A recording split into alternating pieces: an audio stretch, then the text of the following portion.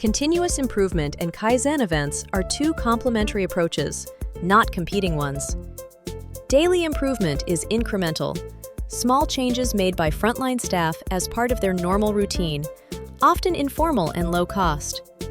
Kaizen events are intensive, structured workshops lasting 3 to 5 days, where a dedicated cross-functional team focuses exclusively on one problem to deliver a breakthrough result.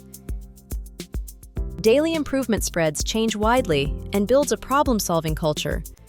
Events tackle complex issues needing dedicated time and resources. A car parts manufacturer used daily improvement to gradually reduce tool changeover time by seconds each week. When a new model launch required cutting changeover from 40 minutes to 10, they ran a 3-day Kaizen event to redesign the entire changeover sequence. Both methods serve different needs within the same factory.